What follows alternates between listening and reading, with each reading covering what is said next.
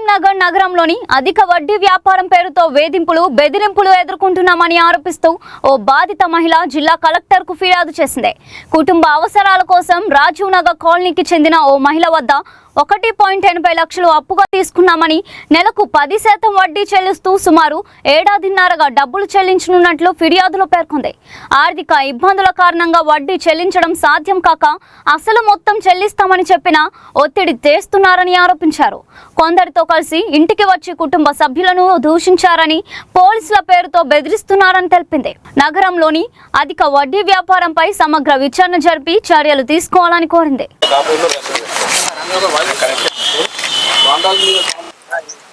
చిన్నపిల్లలు ఉన్నారు. నా పేరు కూర్చో డాడీ కనబడుతుంది.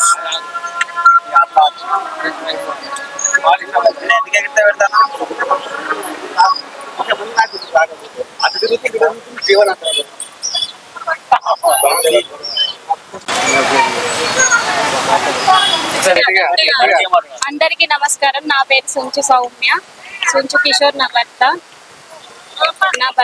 సుంచు లింగంపల్లి స్వప్న అనే ఆమె దగ్గర 2 లక్షలు అప్పు తీసుకున్నాడు. అప్పు తీసుకున్నందుకు 10% వడ్డీతోని కట్టుకుంటూ వచ్చినాం.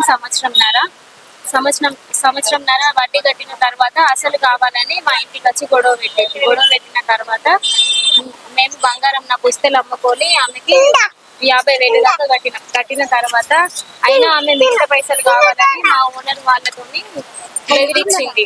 మీరు మొత్తం పైసలు కట్టకపోతే మీ ఓనర్ మంతై చచ్చిపోతే వాళ్ళని ఎందుకు ఉంచుకుంటున్నారు ఇక్కడ కిరాయి అని వెళ్ళగొట్టమని చెప్పింది. ఇక్కడ నుంచి అది గొడవలైతే మా ముస్లిమ్స్ అందరినీ మా ఇంటికి తీసుకొచ్చి లొల్లు పెట్టించిన తర్వాత ఈ 3 months నుంచి బాగా టార్చర్ చేస్తుంది మమ్మల్ని. ఆమె నీళ్ళ అనిల్ కూడా అప్పించిందంట మా భర్తకి.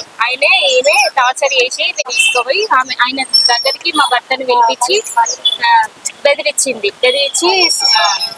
3 Town CI మా ఫ్రెండే ఆయనతోనే ఎట్లా చేసి వీళ్ళు జైలు చేపిద్దామని మాట్లాడిపించి బెదిరించిన తర్వాత అక్కడ కిషోర్ని చంపేద్దాం, మేము మా ఫ్రెండే వాటితో ఏం కాదు అని కిషోర్ని బెదిరించిన తర్వాత కిషోర్ ఇంటికి వచ్చి తాగి బాగా మానసికంగా మేము బాగా బాధపడుతున్నాం. 3 months నుంచి ఆయన ఏబట్టి ఇట్లా బాధపడుతున్నామని తాగి కార్లో రాగా ఆయన ఇట్లా టర్న్ అయ్యేటప్పుడు కారు గుద్దిందట.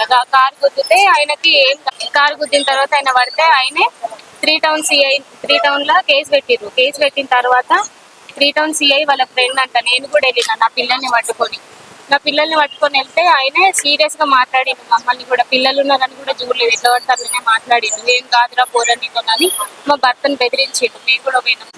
3 Town CI మాట్లాడిన మేము ఇంటికి వచ్చిన తర్వాత ప్రొద్దున పోలీస్ వ్యాన్ వేసుకొని వచ్చిర్రు.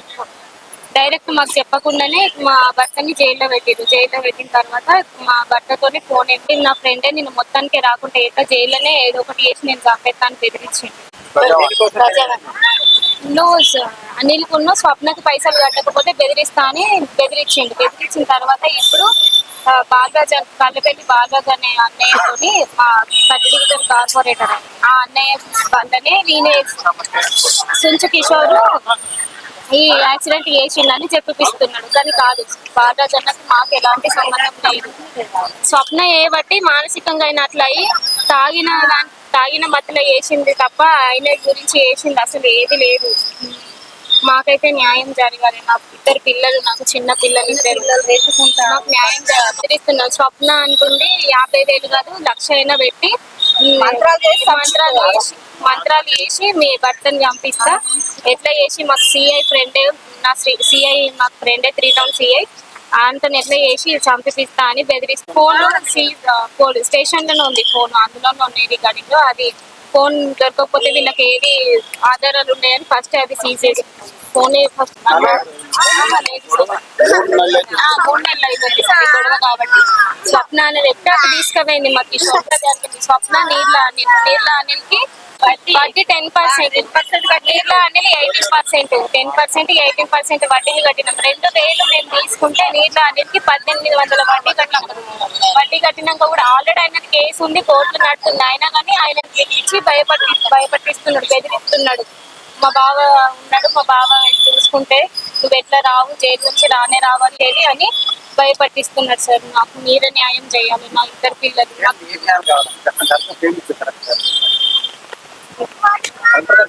కలెక్టర్ గారికి న్యాయం కావాలి. మా భర్త జైల్లో కూడా ఇప్పుడు బెయిల్ మీద వచ్చేలాగా లేడు. ఆయన ఏదో ఒకటి చేసి చంపిస్తా అని చెప్తున్నాడు. సిఐతో మాట్లాడిపించి.